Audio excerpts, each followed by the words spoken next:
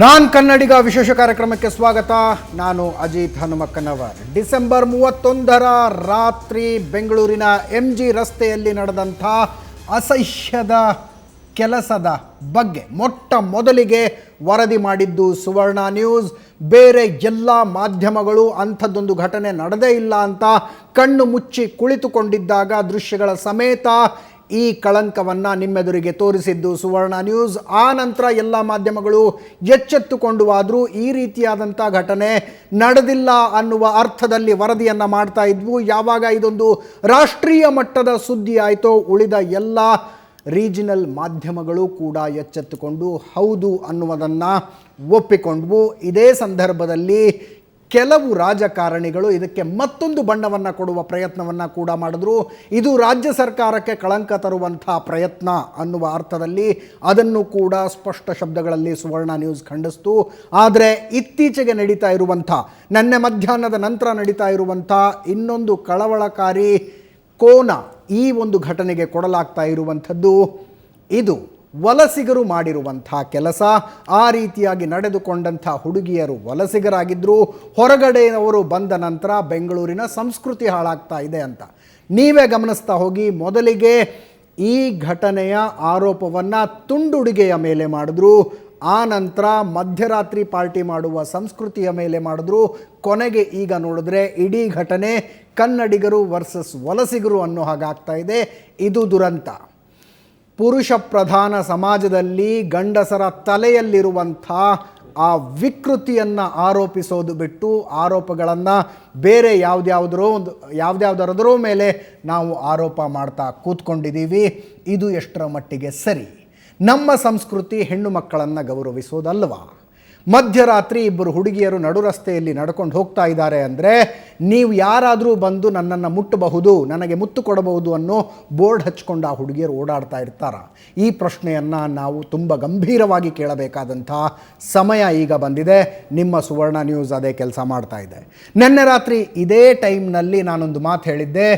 ಆ ರೀತಿಯಾಗಿ ವಲಸಿಗ ಹೆಣ್ಣು ಮಕ್ಕಳ ಜೊತೆ ನಡೆದುಕೊಂಡಂಥವರು ಎಲ್ಲೇ ಇದ್ದರೂ ನಮ್ಮ ಪೊಲೀಸರು ಅವರನ್ನು ಎಳೆದುಕೊಂಡು ಬರ್ತಾರೆ, ಅವರ ಬೆನ್ನ ಮೇಲೆ 4 ಲಾಠಿಗಳು ಮುರಿತವೆ ಅನ್ನುವಂಥ ಮಾತನ್ನು ಹೇಳಿದ್ದೆ. 12 ಗಂಟೆಯ ಒಳಗಾಗಿ ನಾನು ಹೇಳಿದ ಮಾತು ಸತ್ಯ ಆಗಿದೆ. 4 ಜನರನ್ನು ನಮ್ಮ ಪೊಲೀಸರು ಅರೆಸ್ಟ್ ಮಾಡಿದ್ದಾರೆ. ಇವತ್ತು ಹಲವು ಜನ ಗಣ್ಯ ಅತಿಥಿಗಳ ಜೊತೆಗೆ ನಾವು ಒಂದು ಚರ್ಚೆಯನ್ನು ಮಾಡ್ತಾ ಇದ್ದೀವಿ. ಮೆಟ್ರೋಪಾಲಿಟನ್ ಸಂಸ್ಕೃತಿಗೆ ಒಪ್ಪಿಕೊಂಡಂಥ ಬೆಂಗಳೂರು ಈ ರೀತಿಯಾದಂಥ ಘಟನೆಗಳು ನಡೆದಾಗ ಇನ್ಯಾವುದೋ ಕಾರಣಗಳನ್ನು ಕೊಡೋದು ಎಷ್ಟರ ಮಟ್ಟಿಗೆ ಸರಿ ಅಂತ ಗಣ್ಯ ಅತಿಥಿಗಳ ಜೊತೆ ಚರ್ಚೆಯನ್ನು ಮಾಡೋದಕ್ಕಿಂತ ಮುಂಚೆ ಒಂದು ಸಲ ಈ ಕೇಸ್ನಲ್ಲಿ ಅರೆಸ್ಟ್ ಆದವರು ಯಾರು ಅನ್ನೋದನ್ನು ನಿಮ್ಮೆದುರಿಗೆ ನಾನು ಹೇಳ್ತಾ ಹೋಗ್ತೀನಿ. ನಮ್ಮ ಸ್ಕ್ರೀನ್ ಮೇಲೆ ಆರೋಪಿಗಳ ಫೋಟೋಗಳನ್ನು ನೀವು ನೋಡ್ತೀರಿ. ಮೊಟ್ಟ ಮೊದಲಿಗೆ ಆರೋಪಿ ನಂಬರ್ 1, ಈತನ ಹೆಸರು ಅಯ್ಯಪ್ಪ ಅಂತ, ವಯಸ್ಸಿನ್ನು 19 ವರ್ಷ, ITI ಓದ್ಕೊಂಡಿದ್ದಾನೆ, ಡೆಲಿವರಿ ಬಾಯ್ ಆಗಿ ಕೆಲಸ ಮಾಡ್ತಾನೆ. ಆ ಅಸಹಾಯಕ ಹೆಣ್ಣು ಮಗಳಿಗೆ ನಡು ರಸ್ತೆಯಲ್ಲಿ ಬಂದು ಮುತ್ತು ಕೊಟ್ಟವನು, ಆಕೆಯನ್ನು ಎಳೆದಾಡಿದವನು, ಆಕೆಯ ಕಿಡ್ನ್ಯಾಪ್ ಪ್ರಯತ್ನ ಮಾಡಿದವನು, ಆಕೆಯ ಮೇಲೆ ಅತ್ಯಾಚಾರದ ಪ್ರಯತ್ನ ಮಾಡಿದವನು ಇದೇ ಅಯ್ಯಪ್ಪ. ಇನ್ನು ಆತ ಇಷ್ಟೆಲ್ಲ ಮಾಡ್ತಿದ್ದಾಗ ತನ್ನ ಪಾಡಿಗೆ ತಾನು ಹೊಂಡಾ ಡಿಯೋದಲ್ಲಿ ಕೂತ್ಕೊಂಡು ಅದಕ್ಕೆ ಕುಮ್ಮಕ್ಕು ಕೊಡ್ತಾ ಇದ್ದವನ ಹೆಸರು ಲಿಯೋ. ಆತ ಆರೋಪಿ ನಂಬರ್ 2, ವಯಸ್ಸಿನ್ನು 20 ವರ್ಷ, BCom ಓದ್ಕೊಂಡಿದ್ದಾನೆ. ಈತ ಕೂಡ ಡೆಲಿವರಿ ಬಾಯ್ ಆಗಿ ಕೆಲಸ ಮಾಡ್ತಾ ಇದ್ದಾನೆ.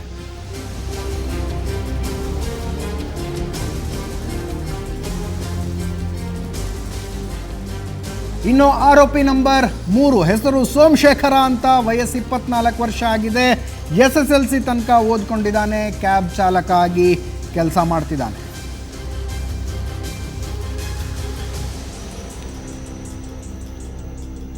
ಆರೋಪಿ ನಂಬರ್ 4 ಹೆಸರು ಸುದೇಶ್ ಅಂತ, ವಯಸ್ಸಿನ್ನು 19 ವರ್ಷ, PUC ತನಕ ಓದ್ಕೊಂಡಿದ್ದಾನೆ, ಡೆಲಿವರಿ ಬಾಯ್ ಆಗಿ ಕೆಲಸ ಮಾಡ್ತಾನೆ. ಆರೋಪಿ ನಂಬರ್ 3 ಮತ್ತು 4 ಇಷ್ಟು ಘಟನೆಗಳು ನಡೀತಾ ಇದ್ದಾಗ ಅನತಿ ದೂರದಲ್ಲಿ ನಿಂತ್ಕೊಂಡು ಇದೆಲ್ಲವನ್ನು ನೋಡ್ತಾ ಇದ್ದರು. 4 ಜನ ಆರೋಪಿಗಳು ಒಟ್ಟೊಟ್ಟಿಗೆ ಬಂದಿದ್ದರು. ಅವರ ಜೊತೆಗೆ ಇನ್ನಿಬ್ಬರು ಕೂಡ ಇದ್ದರು. ಈ 4 ಜನ ಸಿಕ್ಕಾಕ್ಕೊಳ್ಳೋದು ತುಂಬ ತಡ ಆಗಿಲ್ಲ, ಅದರಿಂದ ಇನ್ನಿಬ್ಬರು ಸಿಕ್ಕಾಕ್ಕೊಳ್ಳೋದು ಕೂಡ ತಡ ಖಂಡಿತವಾಗಿಯೂ ಆಗೋದಿಲ್ಲ.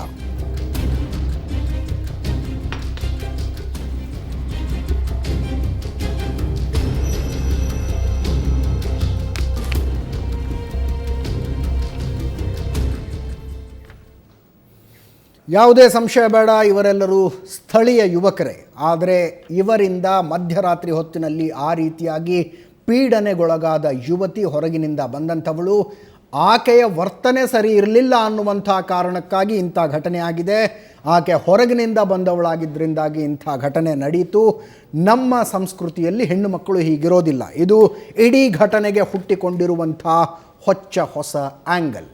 ಅಲ್ಲಿ ಪೀಡನೆಗೊಳಗಾದಂಥ ಹುಡುಗಿಯ ಸಂಸ್ಕೃತಿಯ ಬಗ್ಗೆ ಮಾತನಾಡುವಂಥವರು ನಮ್ಮಲ್ಲಿರುವಂಥ ಸಂಸ್ಕೃತಿಯ ಬಗ್ಗೆ ಮಾತನಾಡೋದು ಮೊಟ್ಟ ಮೊದಲನೇ ಜವಾಬ್ದಾರಿ ಅಂತ ಅಂದ್ಕೊಂಡು ಇವತ್ತಿನ ಚರ್ಚೆಯನ್ನು ಮಾಡ್ತಾ ಇದ್ದೀನಿ. ನನ್ನ ಜೊತೆಗೆ ಈ ಕ್ಷಣದಲ್ಲಿ ಇಬ್ಬರು ಅತಿಥಿಗಳಿದ್ದಾರೆ. ಮೊಟ್ಟ ಮೊದಲನೇದಾಗಿ ಸಂದೀಪ್, ಕನ್ನಡ ಪರ ಹೋರಾಟಗಾರರು ಮತ್ತು ಸಾಫ್ಟ್ವೇರ್ ಉದ್ಯೋಗಿ. Welcome to the show Sandeep. ನಮಸ್ಕಾರ ಸರ್. ಇನ್ನು ಕಾರುಣ್ಯ ರಾವ್, ಚಿತ್ರನಟಿ. ಕಾರುಣ್ಯ, ತಮಗೂ ಕೂಡ ಕಾರ್ಯಕ್ರಮಕ್ಕೆ ಸ್ವಾಗತ. ಸಂದೀಪ್, ತುಂಬ ಡಿಸ್ಗಸ್ಟಿಂಗ್ ಅನ್ನಿಸ್ತಾ ಇದೆ. ಹೌದು, ಸೋಷಿಯಲ್ ಮೀಡಿಯಾದಲ್ಲಿ ಶುರುವಾಗಿರುವಂತಹ ಚರ್ಚೆಗಳನ್ನು ನೋಡಿದ್ರೆ ಮೊದಲಿಗೆ ಆರೋಪ ಹಾಕಿದ್ರು ತುಂಡುಡಿಗೆ ಹುಟ್ಟಂತಹ ಕಾರಣಕ್ಕಾಗಿ ಇಂಥ ಘಟನೆಗಳು ನಡೆಯುತ್ತೆ ಅಂತ. ಅಂದರೆ ನಾನು ಸೋಷಿಯಲ್ ಮೀಡಿಯಾದಲ್ಲಿ ಫಾಲೋ ಮಾಡ್ತಿರೋದು ಏನಂದರೆ, ಈಗ ಎಲ್ಲರೂ ಪ್ರಮುಖವಾಗಿ ಬೆಂಗಳೂರನ್ನ ದೂರ್ತಾ ಇದ್ದಾರೆ. ಎಸ್, ಅದು ಫಸ್ಟ್ ನನಗೆ ತಪ್ಪು ಅನಿಸ್ತು. ಯಾಕೆಂದರೆ ಬೆಂಗಳೂರಲ್ಲ, ನಾವಿಲ್ಲಿ ಬಂದು ನಾವುಗಳು ಇದನ್ನು ಹಾಳು ಮಾಡಿರೋದು. ನಾವುಗಳು ಅಂತ ನಾನು ಏನಕ್ಕೆ ಹೇಳ್ತಿದ್ದೀನಿ ಅಂದರೆ, ಅಲ್ಲಿ ಯಾರು ಇಲ್ಲ ಮೊಲೆಸ್ಟ್ ಮಾಡಿದವ್ರು ಇರ್ಬೋದು, ಇಲ್ಲ ನಡೀತಿರೋ ಹುಡುಗಿರು ಇರ್ಬೋದು, ನಮ್ಮಲ್ಲೇ ಒಬ್ಬರು ಆಯ್ತಾ. ಈಗ ತಪ್ಪು ಮಾಡಿದವರಾಗ್ಲಿ ಅವ್ರು ನಮ್ಮ ಮಧ್ಯ ಇದ್ದಾರೆ ಅಂತ ಹೇಳ್ಕೊಳಕ್ಕೆ ನಮ್ಗೆ ಅಸಹ್ಯ ಆಗ್ತಿದೆ, ನಮ್ಮ ಮೇಲೆ ನಮಗೆ ಬೇಜಾರಾಗ್ತಿದೆ, ಅವರು ನಮ್ಮಲ್ಲಿ ಒಬ್ಬರು ಅಂತ ಹೇಳ್ಕೊಳಕ್ಕೆ. ಅದು ಒಂದು. ಆದರೆ ನಾವು ಇಲ್ಲಿ ನೋಡಬೇಕಾಗಿರೋದು ಏನು ಅಂದರೆ, ನ್ಯೂ ಇಯರ್ ಟೈಮಲ್ಲೇ ಏನಕ್ಕೆ ಹಿಂಗೆ ಆಗುತ್ತೆ, ಯಾವಾಗಲೂ ಏನಕ್ಕೆ ಹೀಗಾಗಲ್ಲ, ಮೇಜರ್ಲಿ ಯಾಕೆ ಇದೇ ಜಾಸ್ತಿ ಆಚೆಗೆ ಬರುತ್ತೆ ಅನ್ನೋದು ಕಾರಣಕ್ಕೆ ಏನಂದರೆ, ಈ ನ್ಯೂ ಇಯರ್ ಅಂದ ತಕ್ಷಣ ಜನದಲ್ಲಿ ತಲೆಯಲ್ಲಿ ಕೂತ್ಕೊಳ್ಳೋದು ಅಂದರೆ ಆಚೆ ಹೋಗಬೇಕು, ಕುಡಿಬೇಕು, ಇಲ್ಲ MG ರೋಡಲ್ಲಿ ಇಲ್ಲ ಬ್ರಿಗೇಡ್ ರೋಡಲ್ಲಿ ಅಂತ ಅದೊಂದು ತಲೆಯಲ್ಲಿದೆ. ಆಗ ಹೋಗಿ ಹಾಗೆ ಮಾಡೋದ್ರಿಂದ ಈ ಥರ ಅಂದರೆ ಅದು ತಪ್ಪು ಸರಿ is a good topic, debatable. ಆದರೆ ಅದು ಮಾಡೋದ್ರಿಂದ ಇದು ಆಗ್ತಿದೆ ಅನ್ನೋದು ಸತ್ಯ. ಆದರೆ ನಾವೀಗ ಅದಕ್ಕೆ ಏನು ಮಾಡಬೇಕು ಅಂತ ಯೋಚನೆ ಮಾಡಿದ್ರೆ ಇದ್ರ ಬಗ್ಗೆ ತುಂಬ ಡಿಸ್ಕಷನ್ ಆಗಿದೆ. ಅಂದರೆ ಇಲ್ಲ, ನಾವು ಬಹಳ ಸ್ಪಷ್ಟವಾದ ಶಬ್ದಗಳಲ್ಲಿ ಹೇಳಬೇಕಾಗಿದ್ದು, it is not Kannadiga versus not Kannadiga ಅಂಥ ಇಶ್ಯೂ ಅಲ್ಲ ಇದು. ಅಲ್ಲ ಇದು. ಅದನ್ನು ಇಷ್ಟು ಸಿಂಪ್ಲಿಫೈ ಮಾಡಬೇಡಿ ಅನ್ನೋದನ್ನು ಬಹಳ ಸ್ಪಷ್ಟವಾದ ಶಬ್ದಗಳಲ್ಲಿ ನಾವು ಕನ್ವೆ ಮಾಡಬೇಕಾಗಿದೆ. ವಲಸಿಗರು ಬಂದಿರೋದ್ರಿಂದ, ಹೊರಗಡೆಯಿಂದ ಜನ ಬಂದಿರೋದ್ರಿಂದ ಇಂಥ ಘಟನೆಗಳು ಆಗ್ತಾ ಇದೆ ಅನ್ನೋದು ಓವರ್ ಸಿಂಪ್ಲಿಫೈ ಮಾಡಿದ ಹಾಗೆ. ಈ ಘಟನೆಗೆ ಕಾರಣ ಆ ಹುಡುಗರ ಮನಸ್ಸು, ಅದರಲ್ಲಿರುವಂಥ ವಿಕೃತಿ. ಅದು ನಮ್ಮಲ್ಲಿ ಹೆಣ್ಣು ಗೌರವ ಕೊಡಬೇಕು ಅನ್ನೋದು ನಮ್ಮಲ್ಲಿ ಚಿಕ್ಕ ವಯಸ್ಸಿಂದ ಬಂದಿರೋ ಅಂಥದ್ದು. ಅದಿಲ್ಲ ಅಂದರೆ ಅವನು ಮನುಷ್ಯ ಅಲ್ಲ, ಅಂದರೆ ಮನುಷ್ಯತ್ವ ಇಲ್ಲಲೇ ಮಾಡುವಂಥ ಕೆಲಸಗಳದು. ಅದರಲ್ಲಿ ಕನ್ನಡಿಗ ಆಗಲಿ ಅಲ್ವಾ ಅವ್ನು ನಾನ್ ಕನ್ನಡಿಗ ಆಗಲಿ ಅನ್ನೋದು ಪ್ರಶ್ನೆಗೆ ಬರೋದಿಲ್ಲ.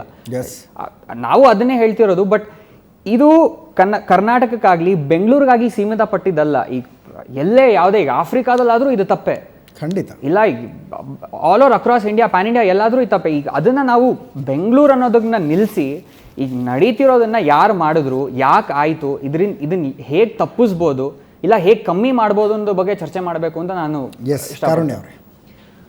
ತಪ್ಪಾಗಿದೆ, ಅದರಿಂದ ಎಸ್ಕೇಪ್ ಆಗಕ್ಕೆ ರೀಸನ್ಸ್ ಹೊರಗಿನಿಂದ ಬಂದವ್ರು ಮಾಡಿದ್ದಾರೆ, ಹೊರಗಿನಿಂದ ಬಂದವ್ರು ಮಾಡಿದ್ದಾರೆ, ನಾವು ಮಾಡಿಲ್ಲ ಅನ್ನೋದು ಅದಂತೂ ಅದು ನ್ಯಾಯನೇ ಅಲ್ಲ, ತಪ್ಪಾಗಿದೆ.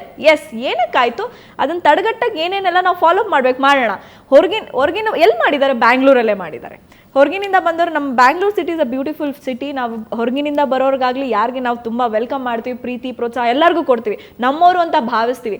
ಅಂಥ ಸಿಟಿನಲ್ಲಿ ಬಂದ್ ಮಾಡಿರೋ ಇದು ತಪ್ಪಾಗಿರೋದನ್ನ ಮುಚ್ಚಾಕೋದಕ್ಕೆ, ಇಲ್ಲ ಮತ್ತೊಂದು ಅದಕ್ಕೆ ತಿರುವು ಕೊಡೋದಕ್ಕೆ ಇದನ್ನ ಬೇರೆಯವ್ರು ಮಾಡ್ತಾ ಇದ್ದಾರೆ ಅಂತ ಹೇಳ್ಬಿಟ್ಟು ನಮ್ಮನ್ನು ನಾವು ಪ್ರೊಟೆಕ್ಟ್ ಮಾಡ್ಕೊಳ್ಳೋದಲ್ಲ. ಯಾಕೆ ಮಾಡಿದ್ರು, ಏನಕ್ಕೆ ಮಾಡಿದ್ರು? ಒಂದು ಹುಡುಗಿ, ಒಂದು ಹುಡುಗ ಅಲ್ಲಿರೋದು, ಮೇಲ್ ಮಾಡಿದ್ದಾನೆ, ಫೀಮೇಲ್ ಮೇಲೆ ಒಂದು ಆ ರೀತಿಯ ಒಂದು ಕೃತ್ಯನ ಎಸಗಿದ್ದಾನೆ, ಅದು ಟಾಪಿಕ್. ಸೊ ಅದಕ್ಕೆ ಒಂದು ಆ ಹುಡುಗಿಗೆ ಏನು ನ್ಯಾಯ ಒದಗಿಸ್ಕೊಡ್ಬೇಕು, ಮತ್ತು ಅದನ್ನು ತಡೆಗಟ್ಟಕ್ಕೆ, ನಾಳೆ ದಿನ ಈ ರೀತಿ ಒಂದು ಪ್ರಾಬ್ಲಮ್ ಆಗೋದನ್ನು ತಡೆಗಟ್ಟೋದಕ್ಕೆ ಏನೆಲ್ಲ ಒಂದು ನಿಯಮಗಳನ್ನ ಕೈಗೊಳ್ಳಬಹುದು, ಮತ್ತು ಹೆಂಗೆ ಎಜುಕೇಟ್ ಮಾಡಬಹುದು, ಯಾವ್ಯಾವ ರೀತಿ ಲೈಕ್ ಸೆಕ್ಯೂರಿಟಿ ಇಡ್ಬೋದು ಅನ್ನೋದ್ರ ಬಗ್ಗೆ ನೋಡಬೇಕು.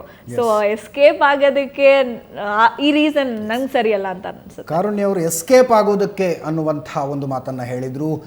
ನೀವು ಆಡುವ ಪ್ರತಿ ಮಾತು, ಎಸ್ಪೆಷಲಿ ಸೋಷಿಯಲ್ ಮೀಡಿಯಾದಲ್ಲಿ ಆಡುವಂಥ ಪ್ರತಿ ಮಾತು, ಇಂಥ ಘಟನೆ ಬೆಳಕಿಗೆ ಬಂದ ನಂತರ ಮೊಟ್ಟ ಮೊದಲನೇ ಆರೋಪವನ್ನು ತುಂಡುಡಿಗೆಯ ಮೇಲೆ ಮಾಡಿದ್ರಿ, ಎರಡನೇ ಆರೋಪ ಮದ್ಯದ ಮೇಲೆ ಬಂತು, ಮೂರನೇ ಆರೋಪ ಮಧ್ಯರಾತ್ರಿ ಹೊರಗಿದ್ದಿದ್ಯಾಕೆ ಅನ್ನೋದರ ಮೇಲೆ ಬಂತು, ನಾಲ್ಕನೆಯ ಮತ್ತು ಅತ್ಯಂತ ಕೀಳು ಆರೋಪ ಬಂದಿದ್ದು ಅವರು ಕನ್ನಡಿಗರಾಗಿರಲಿಲ್ಲ ಅನ್ನುವಂಥದ್ದು.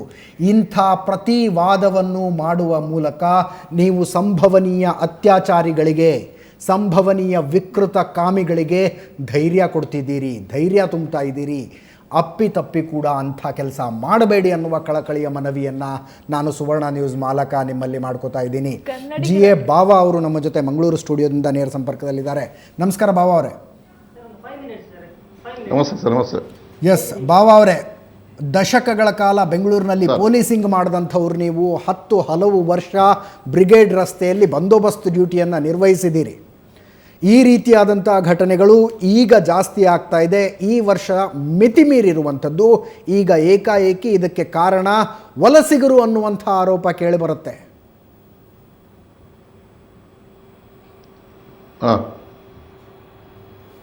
ಹೇಳಿ. ಎಸ್, ವಲಸಿಗರು ಅನ್ನುವಂಥ ಆರೋಪ. ಹೊರಗಡೆಯಿಂದ ಜನ ಬಂದು ನಮ್ಮ ಸಂಸ್ಕೃತಿಯನ್ನು ಹಾಳು ಮಾಡಿದ್ರಿಂದಾಗಿ ಇಂಥ ಘಟನೆಗಳು ನಡೀತಾ ಇವೆ ಅನ್ನುವಂಥ ಮಾತು ಕೇಳಿ ಬರ್ತಾ ಇದೆ. ಒಪ್ಕೊಳ್ತೀರಾ ತಾವು ಇದನ್ನ?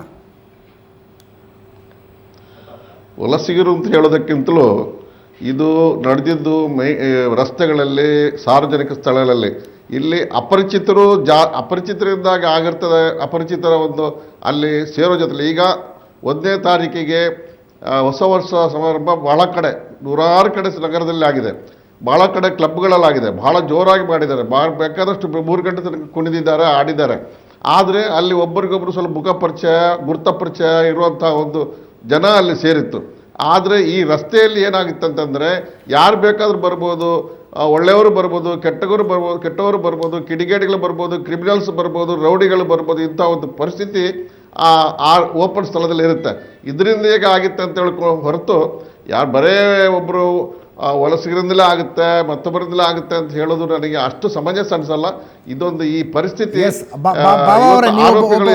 ನಿವೃತ್ತ ಹಿರಿಯ ಪೊಲೀಸ್ ಅಧಿಕಾರಿಯಾಗಿ ನೀವು ಸೀನ್ ಆಫ್ ಅಫೆನ್ಸ್ ಅನ್ನ ಡಿಸೆಕ್ಟ್ ಮಾಡಿ ನೋಡ್ತಾ ಇದ್ದೀರಿ. ನಾವು ಇಲ್ಲಿ ಮಾಡ್ತಾ ಇರೋದು ಜನರ ಮನಸ್ಥಿತಿಯನ್ನು ಡಿಸೆಕ್ಟ್ ಮಾಡುವಂಥ ಕೆಲಸ ಮಾಡ್ತಾ ಇದ್ದೀವಿ. ಎಸ್, ಈ ಘಟನೆಯನ್ನು ತಪ್ಪಿಸಬಹುದಾಗಿತ್ತು, ಹೀಗೆ ಮಾಡಿದರೆ ತಪ್ಪಿಸಬಹುದಾಗಿತ್ತು. ಖಂಡಿತವಾಗಿಯೂ ಆ ಕಾರಣಗಳನ್ನು ಕೊಡೋಣ. ಕೊನೆ ಪಕ್ಷ ಪಾರ್ಟಿ ಮುಗಿಸ್ಕೊಂಡು ಬಂದಂಥ 2 ಹುಡುಗಿಯರು ತಮ್ಮ PG ವರೆಗೂ ಆಟೋದಲ್ಲಿ ಹೋಗಿದ್ರೆ ಈ ಘಟನೆ ನಡೀತಾ ಇರಲಿಲ್ಲ. Yes, that is all fine, ಅದೆಲ್ಲವೂ ಸತ್ಯ. ಆದರೆ ಮಧ್ಯರಾತ್ರಿ ಹೊತ್ತಿನಲ್ಲಿ ರಸ್ತೆ ಮಧ್ಯದಲ್ಲಿ ಒಬ್ಬಂಟಿ ಹುಡುಗಿ ಸಿಕ್ಕ ತಕ್ಷಣ ಅವಳನ್ನು ನಾನು ಮುಟ್ಟಬಹುದು ಅನ್ನುವಂಥ ಮನಸ್ಥಿತಿ ಇದೆಯಲ್ಲ, ಆ ಮನಸ್ಥಿತಿಯನ್ನು ಡಿಸೆಕ್ಟ್ ಮಾಡುವ ಪ್ರಯತ್ನವನ್ನು ನಾವು ಮಾಡ್ತಾ ಇರುವಂಥದ್ದು. ಕರೆಕ್ಟ್. ನೋಡಿ, ಆವತ್ತಿನ ದಿವಸ ಅಜಿತ್ ಅವರೇ, 2 ಹೆಣ್ಮಕ್ಳು ನಾವು ಬರೋದು ನೋಡಿದೆ. ಇವತ್ತಿನ ಈ ಆರೋಪಿಗಳು ಹೊರಗಿಂದ ಬಂದವರು ನನಗೆ ಸರಿ ಗೊತ್ತಾಗಿಲ್ಲ, ನಾನು ಹೊರಗಡೆ ಇದ್ದೆ. ಇವತ್ತಿನ ಆರೋಪಿಗಳು ಸರ್, ಎಸ್, ಆರೋಪಿಗಳ ಬಂಧನ ಆಗಿದೆ. 4 ಜನ ಆರೋಪಿಗಳು ಯಾವ ಊರಿನವರು ಸರ್? ಅವರು ಬೆಂಗಳೂರಿನವರೇ ಸರ್, ಸ್ಥಳೀಯರು. ಅದೇ ಸ್ಥಳೀಯರೇ, ಹೌದು. ಇರಲಿ. ಅದಕ್ಕೆ ಈಗ ಆವತ್ತಿನ ದಿವಸ ಏನಾಗಿದೆ ಅಂತಂದರೆ, 1 ಗಂಟೆ ನಂತರ ರಾತ್ರಿಯಲ್ಲಿ ಆ 2 ಹೆಣ್ಮಕ್ಳು ಒಂದು ಹೋಗುವಂಥ ಆಪರ್ಚುನಿಟಿ, ಆ ಒಂದು ಸ್ಥಳದ ಒಂದು ವ್ಯವಸ್ಥೆಯನ್ನು ಅವರು, ಆ ಸ್ಥಳ ಒಂದು ಸಿಕ್ಕಿದ ಒಂದು ಅವಕಾಶವನ್ನು ಅವರು ಉಪಯೋಗ ಮಾಡಿಕೊಂಡಿದ್ದಾರೆ. ಆದರೆ ಆ ಮೆಂಟಾಲಿಟಿ, ಯಾಕಂದರೆ ನಮ್ಮಲ್ಲಿ ಈಗ ಈ ಜನವರಿ 1ನೇ ತಾರೀಕು ರಸ್ತೆಯಲ್ಲಿ ಒಂದು ಕುಡ್ಕೊಂಡು ತಿರ್ಕೊಂಡಿರೋ ಈ ಒಂದು ಹೊಸ ವರ್ಷ ಆಚರಣೆಯನ್ನು ಮಾಡುವಂಥದ್ದು ಒಂದು ಪಾಶ್ಚಾತ್ಯ ಸಂಸ್ಕೃತಿ. ಆದರೆ ಪಾಶ್ಚಾತ್ಯ ಜನರ ಮನೋಭಾವನೆ ಬೇರೆ ಇರುತ್ತೆ. ಅಲ್ಲಿ ಇಂಥದ್ದಕ್ಕೆ ಅವ್ರು ಕ್ಯಾರೆ ಮಾಡೋದು, ಹೆಣ್ಮಕ್ಳು ನೋಡಿ ಕ್ಯಾರ್ ಮಾಡಲ್ಲ, ಯಾವ ಡ್ರೆಸ್ಸಲ್ಲಿದ್ದರೂ ಕ್ಯಾರ್ ಮಾಡಲ್ಲ. ಒಬ್ರಿಗೊಬ್ಬರು ಒಂದು ಪ್ರೀತಿಯಿಂದ ಹಲೋ ಅಂತ ಹೇಳ್ಕೊಂಡು ಗುಡ್ ಮಾರ್ನಿಂಗ್ ಅಂದ್ಕೊಂಡು ನಡೀತಾ ಇರ್ತಾರೆ. ಆದರೆ ಆ ಮನೋಸ್ಥಿತಿ ನಮ್ಮಲ್ಲಿ ಇಲ್ಲ, ನಮ್ಮ ಸಂಸ್ಕೃತಿ ಇಲ್ಲ. ಆ ಸಂಸ್ಕೃತಿ ಮಾಡುವಾಗ, ಆ ಸಂಸ್ಕೃತಿನ ಫಾಲೋ ಮಾಡುವಾಗ ನಮ್ಮ ಮನೋಸ್ಥಿತಿ ಕೂಡ ಚೇಂಜ್ ಆಗಬೇಕು. ಅದು ಮಾತ್ರ ನಮ್ಮಲ್ಲಿ ಆಗಿಲ್ಲ ಅಂತ ಅನಿಸ್ತದೆ. ಅದರಿಂದಾಗಿ ಆ ಒಂದು ಮನೋಸ್ಥಿತಿ ಪರಿಸ್ಥಿತಿಯಿಂದಾಗಿ ನಮ್ಮಲ್ಲಿ ಈ ರೀತಿ ಆಗ್ತಾ ಇದೆ. ಮತ್ತು ಆ ಎಜುಕೇಷನ್, ಈಗ ಗಂಡು ಮಕ್ಕಳು, ನಿಮ್ಮ ಯಾವುದೇ ಹೆಣ್ಮಕ್ಳು ನಿಮ್ಮ ಸಿಸ್ಟರ್ಲಿ ಭಾವನೆಯನ್ನು ನೋಡಬೇಕು, ಆ ರೀತಿ ಯಾವುದೇ ಒಂದು ಕೆಟ್ಟ ದೃಷ್ಟಿಯಿಂದ ನೋಡಬಾರ್ದು ಎಂಬ ಭಾವನೆಯನ್ನು ನಾವು ಕಲ್ತಿಲ್ಲ. ಆ ಕಲ್ಚರ್ ನಮ್ಮಲ್ಲಿ ಕಡಿಮೆ ಆಗಿದೆ. ಅದು ಎಲ್ಲರೂ ಮಾಡ್ತಾರಂತಲ್ಲ, ಈ ಕ್ರಿಮಿನಲ್ ಮೆಂಟಾಲಿಟಿಯಲ್ಲಿರುವವರಿಗೆ ಅವರು ಕಲ್ತಿಲ್ಲ ಆ ರೀತಿ. ಅದರಿಂದಾಗಿ ಇಂಥ ಒಂದು ಅಪರಾಧಗಳು ಆಗುತ್ತೆ ಅಂತ ನನ್ನ ಅಭಿಪ್ರಾಯ.